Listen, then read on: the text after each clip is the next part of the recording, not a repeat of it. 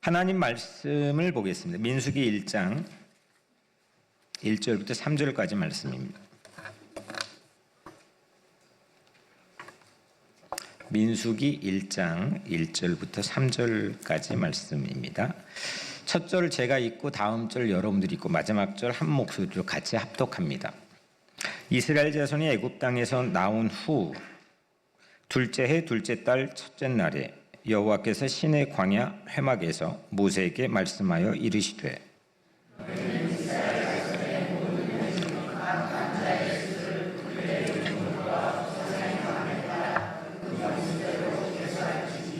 같이 읽겠습니다. 이스라엘 중 20세 이상으로 싸움에 나갈 만한 모든 자를 너와 아론은 그 진영별로 계수하되. 아멘. 벌써 2025년 마지막 주일입니다. 빠르죠? 빠른가요? 다시 오지 않는 시간이겠지만 여튼 한 해 동안 주의 은혜로 또 여러분들 최선을 다해서 각자의 삶의 자리에서 또 교회에서 섬겨주셔서 격려하고 또 축복하고 또 감사를 드립니다. 올해 첫 주일에 시작하면서 올해 주일 설교는 성경의 맨 앞에 5권의 책인 오경이라고 부르죠. 그 오경에서 각 책마다 5번의 희망 아이디어를 설교하는 목표로 시작했습니다. 그러니까 총 35개의 희망 아이디어를 선포하는 목표로 하나님이 시작하게 하셨습니다. 현재까지는 창세기가 7개, 출애굽기는 좀 넘어서 9개, 레위기는 하나 모자란 6개, 그리고 민수기는 오늘 포함해 4개, 총 26번의 희망 아이디어로 하나님은 우리 한 해, 우리 마음에 또 이렇게 말씀의 수를 놓아 주셨습니다. 아직 선포하지 못한 이 아이디어 메시지는 레위기 1번, 또 민수기 오늘 포함해 4번, 그리고 신명기 7번, 약 12번인데 내년 어딘가쯤으로 하나님 넘기게 하시리라고 생각을 합니다. 이렇게 설교 일정을 잠깐 올 한 해를 뒤돌아보며 말씀드린 이유는 여러 가지가 있겠지만 이 설교의 일정만 봐도 우리는 시작했습니다. 그리고 떠나왔습니다. 하지만 오늘 설교 제목처럼 아직 도착하지 못했습니다. 이 떠남과 도착 사이 어딘가에, 오늘 설교 제목이 떠남과 도착 사이인데 떠남과 도착 사이 어딘가에 우리는 있는 거죠. 시간적으로 봐도 오늘이라고 하는 올 한 해의 마지막 주일도 그렇습니다. 한 해의 끝, 누가 이렇게 모두가 그냥 그렇게 구분은 해놨지만 모두 각자의 삶이 다양하겠지만 우리는 금방 또 새 시작을 맞이합니다. 비트윈이라고 하는 사이에 우리는 서 있습니다. 언제나 이 떠남과 도착 사이에서 우리 인생이 흘러가는 것 같습니다. 이미 떠났지만 아직 도착하지 못한 채 중간지대를 우리는 걸어갑니다. 이 위치에 맞는 희망 아이디어를 오늘 주께서 우리에게 함께 주기를 좀 기대해 봅니다. 하나님 그 사이 비트윈의 시간을 어떻게 살 건지, 너 어떻게 살래? 그 떠남과 도착 사이에서 어떻게 살래? 라는 그런 물음을 우리에게 하고 있습니다. 그리고 하나님은 우리를 그 자리에 새로운 아이디어로 초대를 하십니다. 떠남의 은혜를 기억하고 또 도착을 향한 삶이 무언가를 배우며 또 그 사이에서 은혜를 살아낸 여정으로 오늘 하나님께서는 우리를 초대하기를 기대해 봅니다. 3가지 대지로 오늘 또 진행을 하려고 합니다. 그러면 첫 번째로 떠남과 도착, 이 둘 중에 어떤 게 더 어려울까요? 여러분들은 어떻습니까? 떠남과 도착, 이 둘 중에 어떤 게 과연 더 어려울까? 우리 각자의 삶은 다양하고 여러분들의 감정은, 반응하는 감정은 다양하기 때문에 다른 대답들이 다 나올 수는 있겠지만 성경 안에서는 그러면 우리에겐 그 떠남과 도착이라는 이 2가지 무게 중에 무엇이 더 어렵게 우리에게 다가오는지를 살펴보려고 합니다. 오늘 우리는 성경의 네 번째 책인 민수기의 가장 첫 장 1절, 2절, 3절을 읽었습니다. 그리고 두 번째 책인 출애굽기가 있습니다. 출애굽기와 민수기는 놀라울 만큼 닮아 있습니다. 이게 어디에 있었지? 읽다 보면 이게 어디에 있었지? 이거 어디서 본 것 같은데? 라고 하는 걸 본능적으로 느끼게 하는 게 이 두 책입니다. 이유는 둘 다 여행 이야기입니다. 그리고 둘 다 이스라엘 백성을 다투기 좋아하고 배은망덕한 그런 모습으로 그려냅니다. 둘 다 좀 더 디테일하게 들어가면 둘 다 음식과 물에 관한 이슈로 반복해서 불평하는 모습을 그려냅니다. 대표적인 죄의 사건도 두 책이 하나씩 밝혀냅니다. 출애굽기는 금송아지 사건, 그리고 민수기는 정탐꾼 사건입니다. 두 번 다 하나님은 이 큰 사건, 대표적인 사건 앞에서 하나님은 가만 놔두지 않겠다. 이거 다 쓸어버리겠다. 멸망시키겠다고 이야기합니다. 그때마다 두 번 모두 다 또 모세는 하나님, 저들이 몰라서 그럽니다. 저들을 용서해달라고 하나님께 탄원을 합니다. 이렇게 민수기를 읽다 보면 자연스럽게 본능적으로 데자뷰를 느끼게 됩니다. 그런데 오늘 이 유사점을 말하려는 게 아니고 이 두 책에 아주 분명한 차이 하나가 있습니다. 그게 뭘까요? 출애굽기는 무언가로부터 벗어났는가, 무언가로부터 어디에서 벗어났는가, 영어로 from의 여행 이야기입니다. 반면에 민수기는 어디를 향해 가고 있는가, 무엇을 향해 가고 있는가, 영어로 to의 여행 이야기입니다. 출애굽기는 노예를 벗어났습니다. 바로 왕의 그 못 벗어날 것 같은 바로 왕의 그 제국의 그 폭압에서 벗어났습니다. 이집트에서 벗어났습니다. 긴 시간에서 벗어났습니다. 그 떠남을 그리고 있는 게 출애굽기인 반면에 민수기는 약속의 땅에 도착해가는 이야기입니다. 약속의 땅을 향해서 한 걸음 한 걸음 힘들고 어렵고 도전을 받아도 나아가는 이야기입니다. 그 약속의 땅에 가기에 앞서서 오늘 그 책의 처음인 1절, 2절, 3절에서는 인구, 사람 숫자를 세게 합니다. 오늘 1절은 이렇게 시작합니다. 애굽 땅에서 나온 후 둘째 해, 둘째 달, 첫째 날에. 애굽 땅에서 나온 지 몇 년 된 거죠? 2년 된 겁니다. 그들은 지금 애굽에 있지 않습니다. 떠난 지 2년이 되었습니다. 이 2년이 대단합니다. 바로가 꺾였습니다. 홍해가 갈라졌습니다. 하나님의 개입으로 이 2년 동안은 진짜 미라클의 연속이었습니다. 떠난 지 3개월 만에 시내산에서는 새로운 사회의 이상을 그려줄 율법을 새로 받았습니다. 이 2년은 정말 대단했습니다. 기적의 연속이었습니다. 그런데 이 떠남의 2년 동안 사람이 기여한 것은 거의 없었습니다. 이 정도에서 좀 물어볼 수 있겠죠. 오늘 이 민수기 1장 1절의 지점 자체가 이 2년을 지난 직후인데 이 민수기 1장 1절의 시점에 서 있는 백성의 상황과 마음은 어떠했을까요?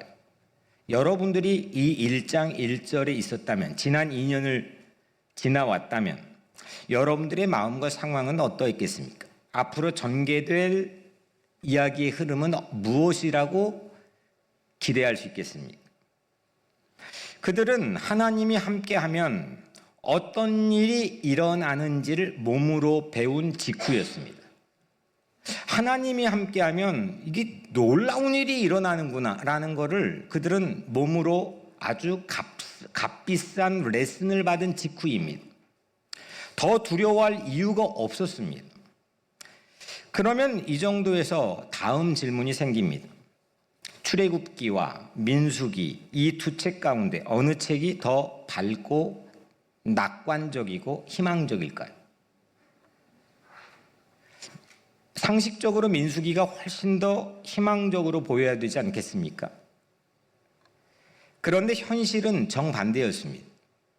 민수기의 분위기는 출애굽기보다 훨씬 더 어둡습니다. 반란은 더 깊어져 갔고 모세조차도 분노와 절망에 휩싸입니다. 모세조차도 우유부단한 모습으로 비춰지기도 합니다. 성경은 이렇게 우리의 직관에 반하는 아주 중요한 진리 하나를 보여줍니다. 어딘가에서 탈출하는 여정은 항상 어딘가를 향해 가는 여정보다 쉽습니다. from이 to보다 쉽습니다. 시작이 사람들은 반이라고들 말합니다. 시작 안 하니까 시작을 격려하기 위한 하나의 이야기겠죠.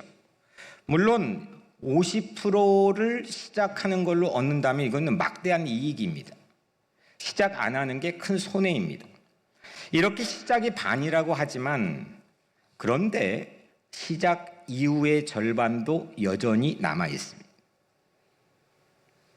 작심삼일이라는 암초뿐만 아니라 갖가지 예상치 못한 암초들이 그 다음에 기다리고 있습니다. 그래서 떠나는 일보다 도착하는 일이 더 어렵습니다. from보다 to가 더 힘이 듭니다. 이게 오늘 민수기 전체가 보여주고 있는 하나의 모습입니다. 우리가 무언가의 엄청난 도전이나 위기를 받았을 땐 본능이 깨어납니다. 이 위기를 탈출하고 벗어나려는 본능이 깨어나고 아드레날린이 폭발합니다. 도파민이 폭발합니다. 평소에 없던 슈퍼파워들이 우리에겐 나타나는 것을 스스로 보게 됩니다. 그런데 어딘가를 향해 살아간다는 것, 그거는 우리 마음에 두려움도 오고 불안도 오고 염려도 찾아옵니다. 그리고 때로는 무료해지고 반복되는 그 모습에 우리는 매너리즘에 빠지기도 합니다. 그리고 급기야 우리는 목적지를 상실하기도 합니다. 우리는 어딘가를 향해 간다고 하는 것은 낯선 땅에 집을 지어야 될 일이 생기고 또 그 낯선 땅에서 반드시 이방인으로 살아가야 되며 때로는 반복되는 일상에 참고 인내를 감당해야 됩니다. 그래서 출애굽은 기적이었지만 광야는 훈련이었습니다. 떠남은 하나님의 손에 맡겨진 사건이었지만 그 이후의 발걸음은 우리의 믿음으로 감당해야 합니다. 이거를 바울은 로마서에서도 그렇고 이후에 자기의 신학을 정리하면서 구원과 성화로 나누기도 했습니다. 하나님은 백성을 2년 만에 급히 옮기셨지만 떠나게 하셨지만 성급하게 목적지에 도착하게 하시지는 않았습니다. 그거는 성경을 통해서 우리가 확인할 수 있는 팩트입니다.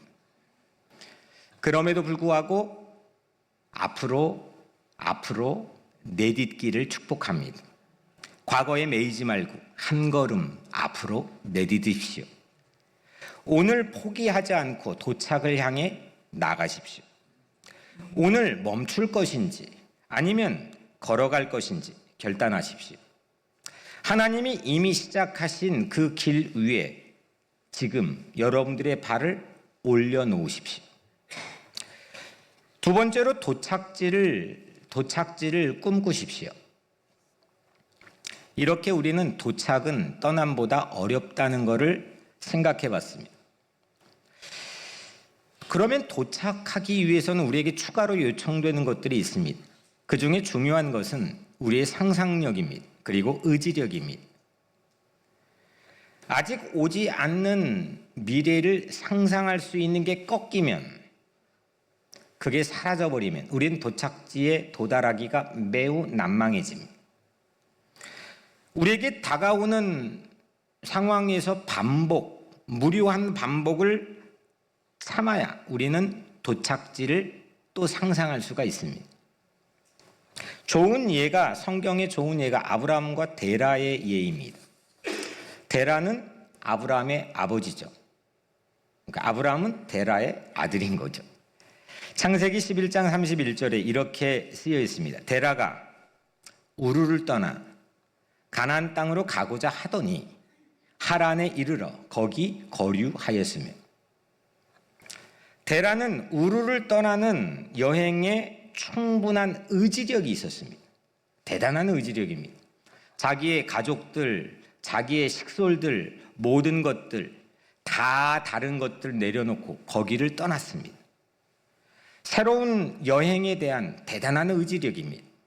그런데 가나안까지 향하는 건 달랐습니다. 하란에서 멈췄습니다. 하란은 공교롭게도 출발지와 도착지의 절반 정도 되는 지점입니다. 이렇게 밑에서 쭉 올라왔다가 쭉 내려가는데 그 꼭지점 정도가 하란입니다. 데라는 떠날 수는 있었지만 끝까지 갈 믿음은 약간 부족했습니다. 그래서 그는 하란에 머물렀습니다. 그리고 목적지인 가나안에 이르지 못했습니다. 도착은 아브라함에게 넘어갔습니다. 아브라함의 몫이었습니다.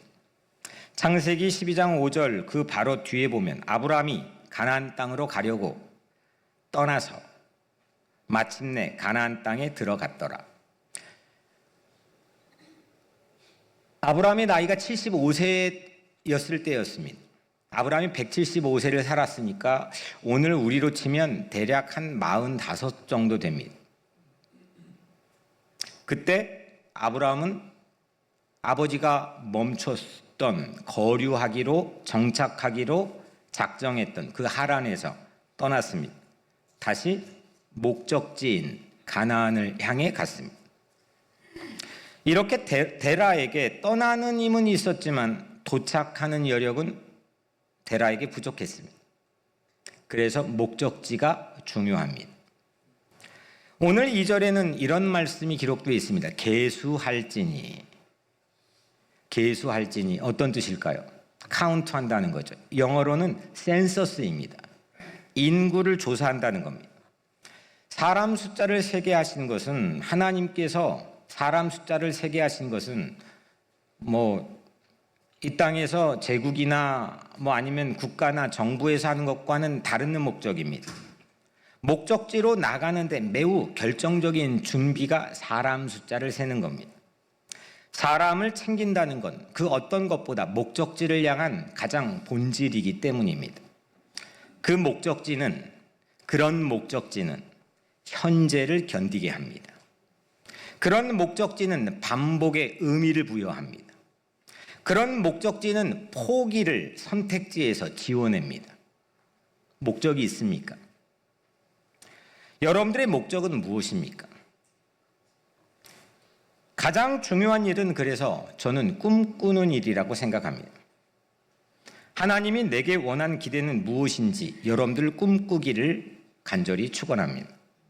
여러분 세상에 어떤 변화를 일으키고 싶은지 그 꿈을 위해 기도하기를 바랍니다. 꿈에서 목적지가 시작되는 겁니다. 꿈을 꿀 때 이미 그 꿈 안에 있는 상상의 지도에서 목적지는 설정되는 겁니다. 꿈을 꿔야 됩니다.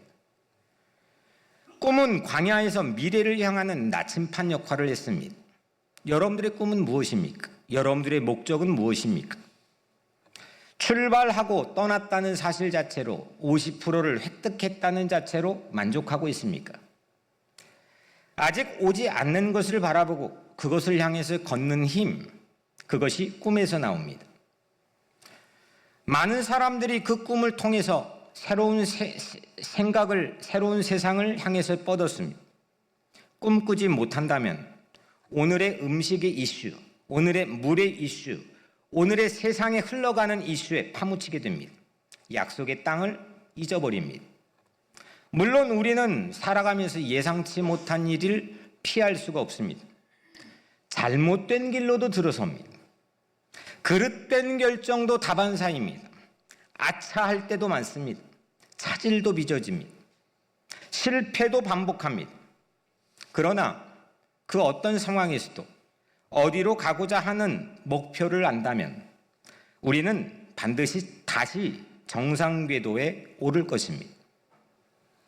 목적지를 꿈꾸는 것이 그래서 중요합니다. 올 4월이었습니다. 우리 교단 프로그램인 크레도라고 하는 프로그램을 저 남쪽 알라바마 주에 참여를 했었습니다. 이른 아침에 한 목사님이 제게 5K 조깅을 하자고 제안했습니다. 그때 저는 5K가 뭔지 무슨 이름인지도 전혀 몰랐습니다. 아침에 좀 나가기도 피곤하고 그래서 거절할까도 생각했지만 그래도 제가 거절을 잘 못해서 그냥 따라갔습니다. 근데 너무 잘 달리는 거였습니다. 그분이. 제가 말고. 저는 반환점은 안 돌았기 때문에 maybe 한 2km도 안 되는 지점에서 주저앉았습니다. 숨을 헐떡거리고 죽을 것 같았습니다. 그리고 나서 잊어버렸습니다. 그리고 7월의 뜨거운 여름, 말씀 설교했던 것처럼 1분부터 달렸습니다. 그리고 10월 25일 10K 마라톤을 완주했다는 쾌거를 여러분들에게 전해드렸습니다. 10K 마라톤 후에 2달이 정확히 지났습니다. 그 2달 동안 아주 조금씩 거리를 늘렸습니다. 이제 5K를 더해서 10K에서 5K를 더하면 15K죠. 15km를 쉬지 않고 달릴 수 있게 되었습니다. 특별한 재능이 제게 있던 게 아닙니다. 4월이 그 증거입니다. 저는 죽을 것 같았습니다. 그러나 지난 한 달 총 제가 달렸던 거리가 무려 180km입니다. 180km를 한꺼번에 달린다면 누구도 엄두 못 냅니다. 그런데 하루에 15K씩 달리면 한 달이면 180K가 됩니다. 아무것도 안 했으면 nothing happening, 아무것도 일어나지 않습니다. 이 모든 과정은 한 가지 이유 때문입니다. 목적 덕분입니다. 이 수술한 직후에 이 대장을 절반 떼어냈기 때문에 저도 모르게 이 체력적으로 뭔가를 뒷받침하는 게 한계를 처음으로 절감을 그 뒤로 했습니다. 아, 이러면은 내가 성도들에게 줄 모든 것들의 한계에 부딪히겠구나. 그게 목적 중에 중요한 목적이었습니다. 이런 목적지는 현재를 견디게 만들어줍니다. 반복을 즐겁게도 만들어줍니다.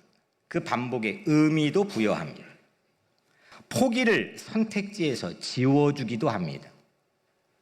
민수기의 오늘 여정이 바로 그렇습니다. 광야의 하루하루는 목적지가 있을 때 광야의 길이 됩니다. 길이 있어서 그 길을 걷는 게 아니라 광야에서 그 목적지가 있을 때 그들이 걸었던 게 길이 됩니다. 그래서 그 도착지를 꿈꿔야 됩니다. 도착지를 꿈꾼다는 것은 우리의 삶을 그 이외의 사이드 이펙트로 우리의 삶을 변화시킨 놀라운 희망 아이디어입니다. 지금 여러분들에게도 결단이 있기를 바랍니다. 하란에 머물 건지 가나안으로 걸어갈 것인지 우리는 선택해야 됩니다. 데라가 될 것인지 아브라함이 될 것인지. 목적지는 저절로 가만히 있으면 다가오지 않습니다.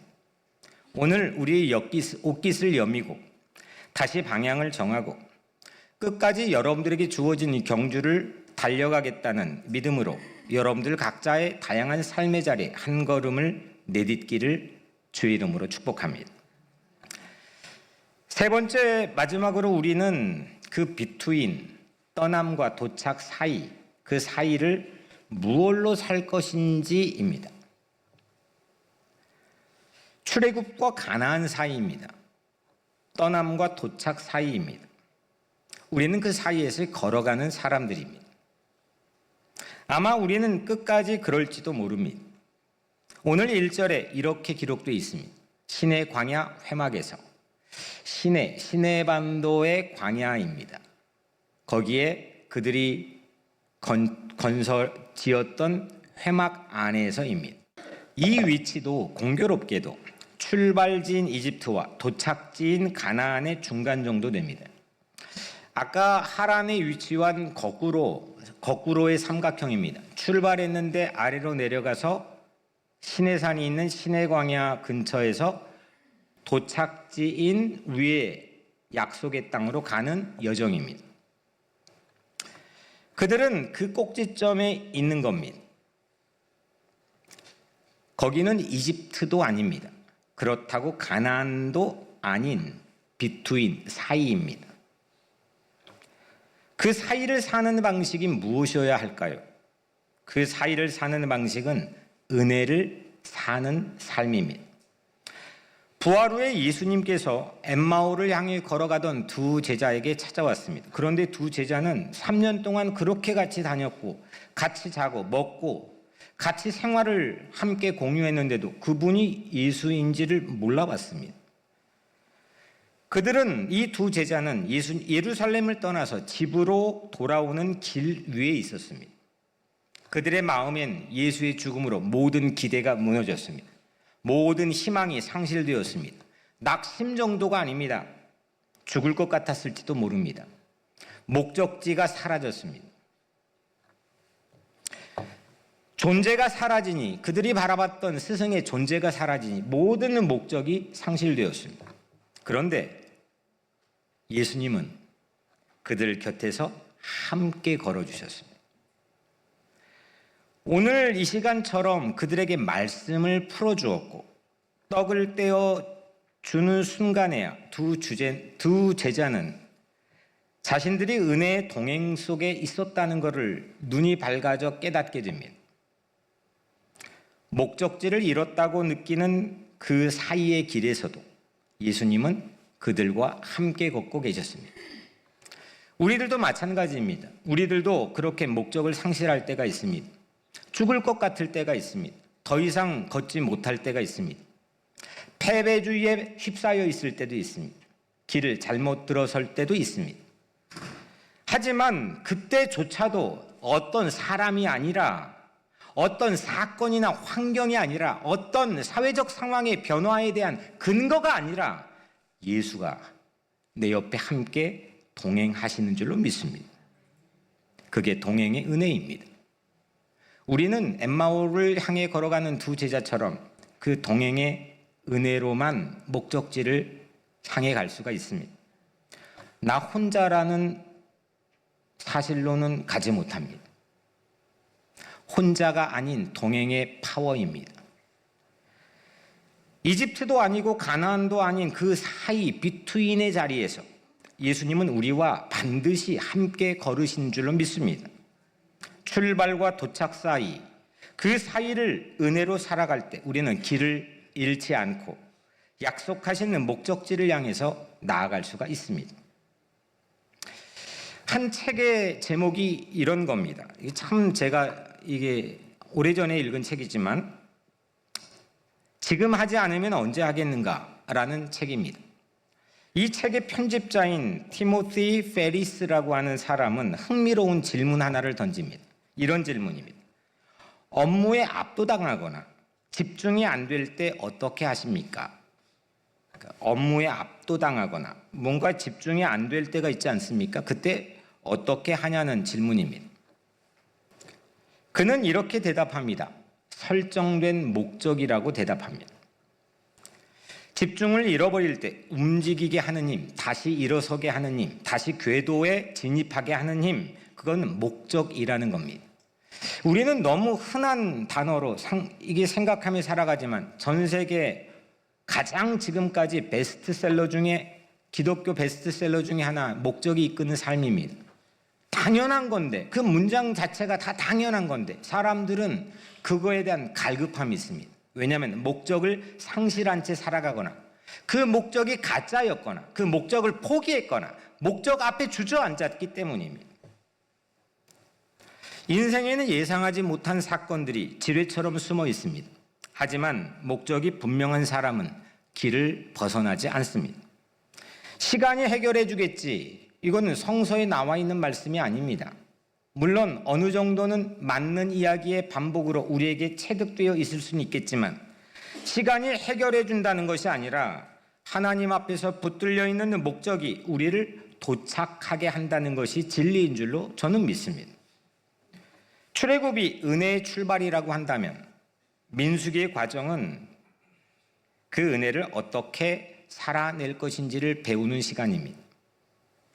우리는 올해 희년 교회 창립 50주년을 맞아 희년을 통해서 주의 은혜 해를 선포했습니다. 은혜를 선포한 해였습니다. 이제는 그 은혜를 살아야 합니다. 그래서 내년 비전은 은혜를 살다입니다. 문법적으로는, 국문법적으로는 보통 은혜로 살다가 자연스럽습니다. 다 그렇게 은혜로 살다고 얘기합니다. 살다의 목적어, 은혜를 목적으로 사용하지 않습니다. 하지만 의도적으로 문법을 파괴해서 은혜를 살다로 했습니다. 은혜를 단지 배경으로 두는 삶이 아니라 은혜 그 자체를 선택하고 누리고 붙들고 살아가겠다는 적극적인 고백이 은혜를 살다입니다. 떠남과 도착, 이 사이에서 우리는 은혜를 살아야 합니다. 은혜 없이 우리는 목적지에 도달하기가 어렵습니다. 이스라엘 백성은 여정 중에 실수를 저질렀습니다. 현재, 음식, 물이라는 이슈에 집중하다 미래의 약속을 잊어버렸습니다. 꿈을 꾸지 못했습니다. 꿈꾸는 걸 중단했습니다. 이유는 단 하나, 은혜를 잊었기 때문입니다. 체력이 떨어져서도 아닙니다. 먹을 게 없어서도 아닙니다. 아파서도 아닙니다. 그 어떤 이유도 핑계도 변명도 거기에 성서는 제공하지 않습니다. 은혜를 잊었기 때문입니다. 목적지를 향해 갈 수 있게 하는 산소는 은혜입니다. 뜀박질에서 호흡 훈련 하나 있는데 제가 하나를 알려드릴게요. 이거 의학 박사가 나와가지고 한 건데 주먹을 한번 이렇게 줘보세요. 구멍을 조금 만들어 보세요. 코로 숨을, 눈을 보면 안 되고 입에다가 대세요. 코로 숨을 들이마세요. 그리고 이 구멍으로 숨을 내뱉으세요. 길게. 이걸 실제로 깊게 하면 3번 하면 약간 현기증이 옵니다. 그만큼 우리는 숨을 들이마시고 내쉬는 훈련이 안 돼 있는 겁니다. 달리기를 오래 뛴다는 건 폐활량이 늘어난다는 겁니다. 그거는 이 훈련을 통해 매우 중요하게 극복된다는 그런 내용이었습니다. 실제 도움이 되었습니다. 이게 고급 마라토너들의 가장 기본 훈련이라고 합니다. 우리는 은혜를 들이쉬고 절망을 내뱉어야 됩니다. 산소를 들이마시고 이산화탄소를 내뱉을 수 있을 때 오래 뛸 수 있습니다. 지치지 않습니다. 이스라엘 백성은 희망 대신에 자주 절망했습니다. 거꾸로였습니다. 이산화탄소를 배출하지 못했습니다. 헉헉거렸습니다. 벅찼습니다. 그래서 중도에 포기할 수도 있었습니다. 그 결과로 실제 그 세대는, 그 제너레이션은 모두 다 2명을 제외하고 대라의 운명을 겪었다고 성경은 증언합니다. 도착지에 도달하지 못했습니다. 탈출, 엑소더스는 경험했지만 진입, 엔트리는 경험하지 못했습니다. 은혜를 산소처럼 들이마시고 불평을, 절망을 내뱉기를 바랍니다. 어딘가를 향해 간다는 것, 그건 단순히 이동하는 일이 아닙니다. 그냥 공간 이동, 그걸 성취하는 게 아닙니다. 오늘 5K를 다 달렸지. 그것이 아닙니다. 그것은 하나님께서 지으신 다움을 유지하는 삶입니다. 멋멋답다, 다움. 그 다움은 우리에게 믿음입니다. 약속을 믿는 겁니다. 하나님이 함께 하시면 끝까지 도착할 수 있다는 그 믿음을 갖는 겁니다. 그 믿음은 놀라운 파워를 가지고 있습니다. 그 믿음 안엔 놀라운 상상력을 가지고 있습니다. 그 믿음을 가지고 마틴 루터 킹 목사는 I have a dream을 외쳤고 누구도 흉내내지 못하는 문학적인 상상력을 표현했습니다. 자기의 손과 발이 그 상상에 따라 움직였습니다. 그리고 현실이 이루어졌습니다. 저는 그걸 믿습니다. 성경은 그걸 우리에게 증언합니다. 한 발이라도 내딛어 보십시오. 그것이 신앙의 여정입니다. 꿈을 꾸십시오. 목적지를 기억하십시오. 신성한 목적을 꿈꾸십시오. 사랑하는 여러분, 오늘은 성년주일입니다. 우리는 이미 은혜로 떠났습니다. 미라클의 연속이었습니다. 어떻게 왔는지 신기할 정도입니다. 하지만 아직 도착하지 않는 채 그 사이 어딘가에 우리는 한편 서 있습니다.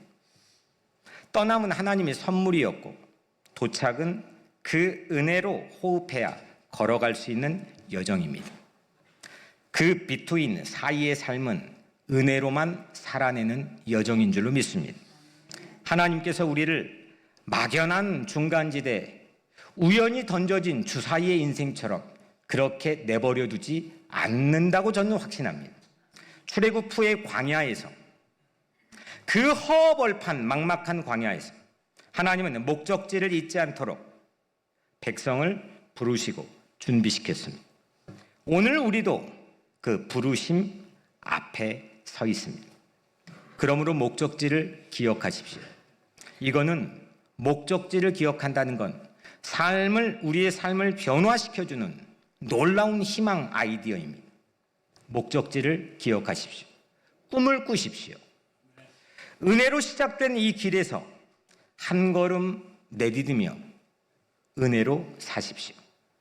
하나님이 함께 걷고 계신 길 끝에서 마침내 약속하신 목적지에 여러분 모두가 도착할 줄로 믿습니다. 기도하겠습니다. 하나님 감사합니다. 오늘 이 말씀대로 목적지를 기억하고 그 목적지를 꿈꾸며 그 목적지를 상상하고 그 목적지에 부여된 반복되는 지루한 일상에도 즐겁고 기뻐하고 기도하며 감사하고 걸어갈 수 있도록 우리를 이끄소서. 예수님의 이름으로 기도드립니다. 아멘. 다 함께 일어나겠습니다. 우리 올해 마지막 희년을 향한, 아마 우리 인생의 마지막 희년을 향한 공동기도 하나님께 한 목소리로 드립니다. 희년의 하나님, 주의 성령이여 임하소서. 가난한 이들에게 복음을 전하고 포로된 이들에게 자유를 선포하며 눈먼 이들을 회복시키고 억눌린 이들을 자유롭게 하는데 우리를 희년의 도구로 사용하소서. 예수 그리스도의 이름으로 기도드립니다. 아멘.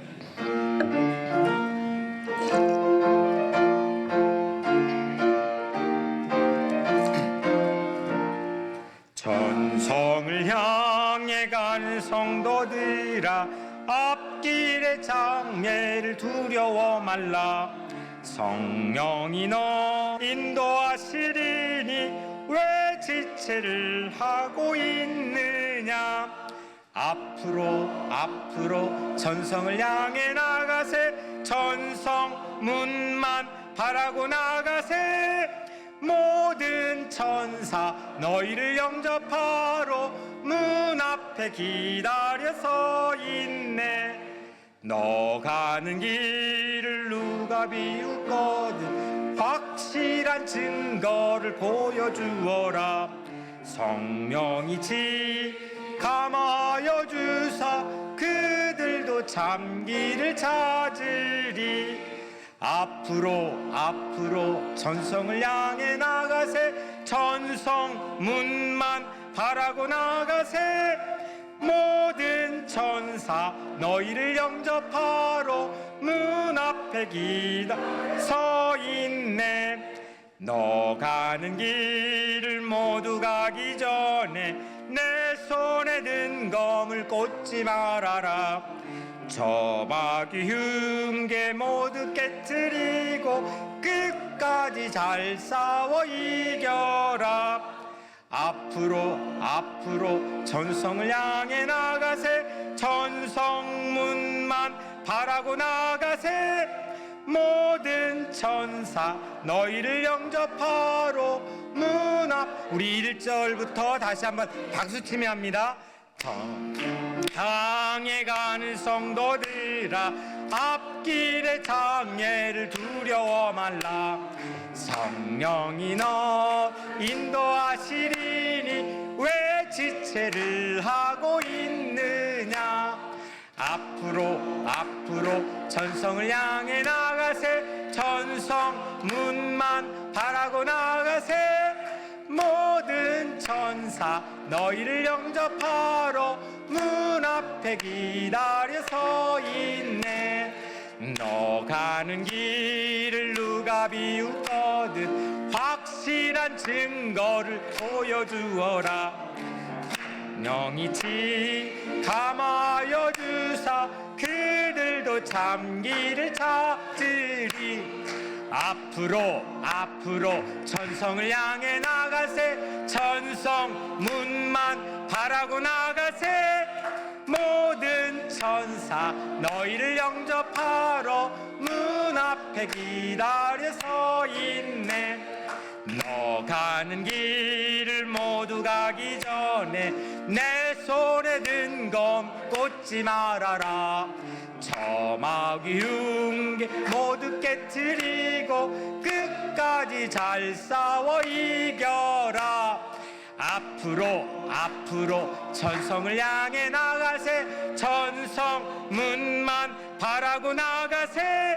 모든 천사 너희를 영접하러 문 앞에 기다려서 있네. 주님이 그대 앞에 계셔서 그대에게 주어진 목적을 꿈꾸고 상상하는 은혜의 놀라운 길 보여주시길 바랍니다. 주님이 그대 곁에 계셔서 그대를 팔로 껴안아 지켜주시기를 바랍니다. 주님이 그대 뒤에 계셔서 못된 사람들의 흉계에서 그대를 보존하시기를 바랍니다. 주님이 그대 아래에 계셔서 그대가 떨어지면 받아주시고 덫에서 끄집어 내시기를 바랍니다. 주님이 그대 속 안에 계셔서 그대가 슬퍼 울 때에 그대를 어루만져 위로하시기를 바랍니다. 주님이 그대 둘레에 계셔서 남들이 그대를 덮칠 때 막아주시기를 바랍니다. 주님이 그대 위에 계셔서 그대에게 복 주시기를 바랍니다. 주 예수 그리스도의 은혜가 우리를 다시 떠나게 하시고 하나님의 사랑이 우리로 하여금 목적지를 잊지 않게 하시며 성령의 사귐이 떠남과 도착 사이의 걸음마다 동행하여 주시기를 간절히 원하는 모든 예배자들에게 이미 은혜로 시작된 이 길에서 오늘 또 한 걸음 한 걸음 내디디며 그 은혜를 살아가게 하시고 마침내 하나님이 약속하신 목적지에 이르게 하시기를 영원히 간절히 축원하옵나이다. 아멘.